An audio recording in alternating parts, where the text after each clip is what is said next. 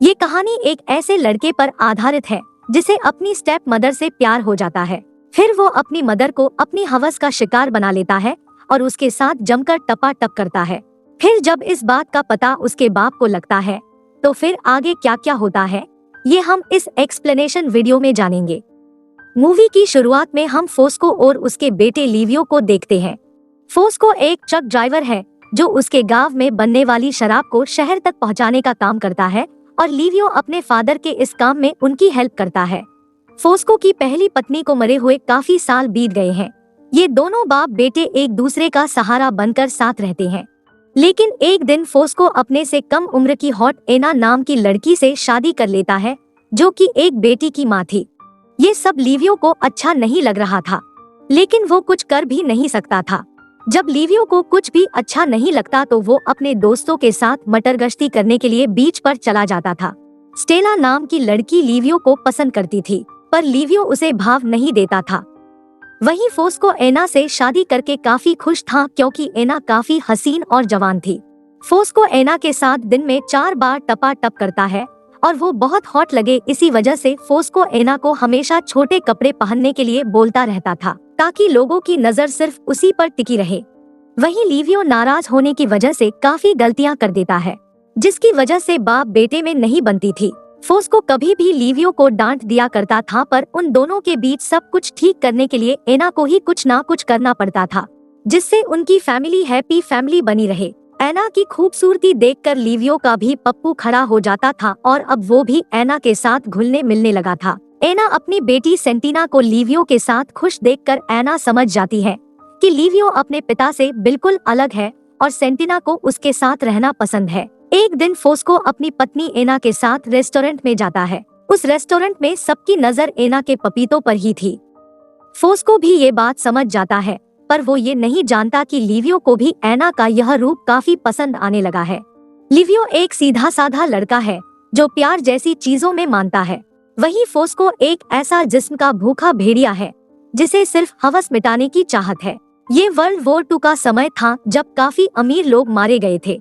उनके घरवालों ने कब्र को सोने चांदी से लाद कर दफनाया था।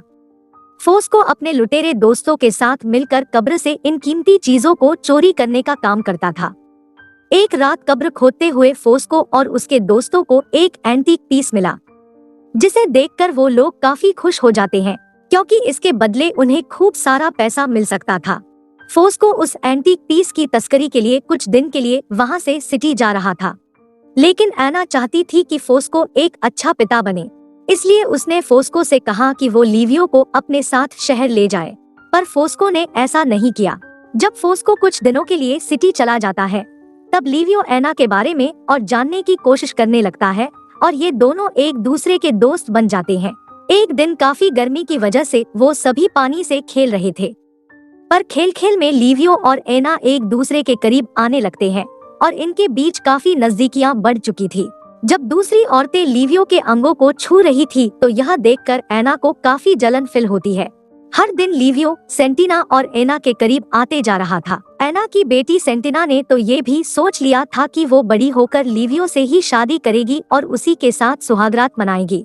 सब कुछ ठीक चल रहा था, पर तभी एक दिन सिटी से खबर आती है कि फोस्को एंटीक पीस की तस्करी के जुर्म में गिरफ्तार कर लिया गया है। फोस्को का कहना था कि वो 3-4 दिन में रिहा हो जाएगा। एना फोस्को के दोस्तों से मदद मांगने जाती है, पर कोई मदद नहीं करता। कई दिन बीतने के बाद जब एना फोस्को से मिलने जाती है तो पता चलता है कि फोस्को को वहां मारा पीटा गया और फोस्को उसे रोता देखकर चिल्लाने लगता है और अगली बार अच्छे कपड़े पहनकर आने को कहता है। एना ऐसा सुनकर और रोने लगती है, पर फोस्को को कोई फर्क नहीं पड़ता। जब एना घर आती है तो देखती है कि वो सब लोग लिवियो की बर्थडे पार्टी को एंजॉय कर रहे थे। किसी को भी फोस्को की कोई फिक्र नहीं थी, जिससे एना को काफी बुरा लगता है। जब लिवियो उसे शांत कराने जाता है तब उसे पता चलता है कि एना किसी और बात से परेशान है। रात को पार्टी के बाद एना लिवियो की साफ सफाई में मदद करने आती है। तभी लिवियो इमोशन होकर एना के साथ लिपट जाता है। लिवियो बहुत दुखी था कि उसके पिता हमेशा उसको उसके चाचा के जैसा पागल समझते थे। फोस्को का मानना था कि जेनेटिक प्रॉब्लम के कारण लिवियो के चाचा की बीमारी लिवियो तक पहुंची है, लेकिन एना बोलती है कि ऐसा कुछ नहीं है।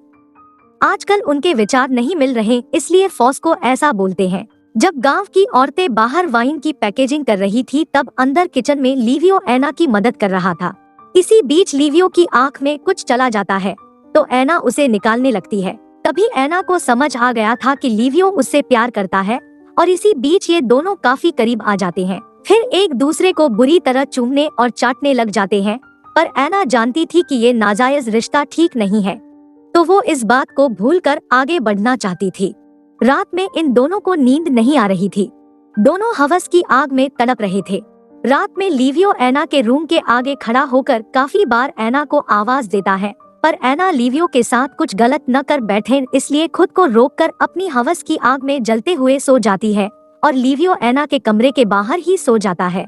सुबह जब ऐना को ये पता चलता है तो वो लिवियो को काफी समझाती है, मगर फिर भी लिवियो हर रोज ऐना को पाने की कोशिश करने लगता है। अब ऐना लिवियो की इन हरकतों से परेशान होकर एक दिन उसे उसकी बुआ के यहाँ भेज देती है और फॉस्को के जेल से छूटने तक वहीं रहने के लिए कहती है। अगर लिवियो यहाँ रहेगा तो ऐना भी अपने आप को कंट्रोल नहीं कर पाएगी और उसके साथ टपाटप कर बैठेगी। ये सुनकर लिवियो खुश होता है, क्योंकि उसे पता चल गया था कि ऐना भी उससे प्यार करती है, पर वो खुद को रोक रही थी।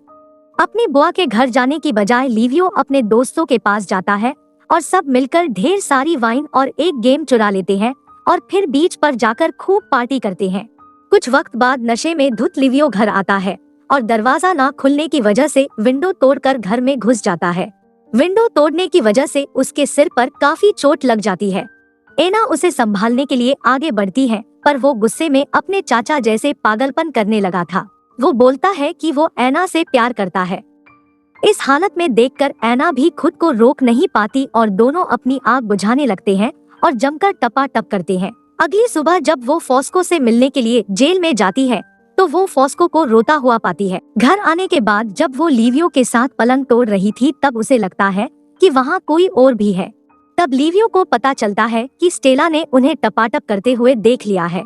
ये सोचकर ऐना काफी परेशान थी, पर लिवियो बताता है कि स्टेला गांव वालों के लिए एक पागल लड़की है और उसकी बातों पर कोई भरोसा नहीं करेगा। ये सुनकर ऐना लिवियो के साथ खुशी से लिपट जाती है और फिर से दोनों टपाटप करते हैं। फिर एक दिन एक तूफान आता है और साथ ही साथ यह खबर भी आती है कि फॉस्को अगले दिन जेल से छूटकर घर आने वाला है, जिससे वो परेशान हो जाती है। परेशान होकर वो अपने और लिवियो के बीच चल रहे इस नाजायज संबंध का खुलासा फॉस्को की बहन के सामने करती है। ऐना को उसके किए पर बहुत पछतावा था और वो फॉस्को को सारी बात बताना चाहती थी, लेकिन फॉस्को की बहन ने उसे ऐसा करने से मना किया था। फॉस्को के घर आने पर सब लोग खुश थे, लेकिन बस 3 लोगों को छोड़कर, क्योंकि उन तीनों को फॉस्को का डर था। अपनी आजादी का जश्न मनाते हुए जब फॉस्को बीच पर जाता है तो उसे स्टेला मिलती है, जो ऐना और लिवियो के बीच चल रहे रिश्ते के बारे में सब कुछ बता देती है। सच जानने के बाद वो सारी रात शराब पीता है।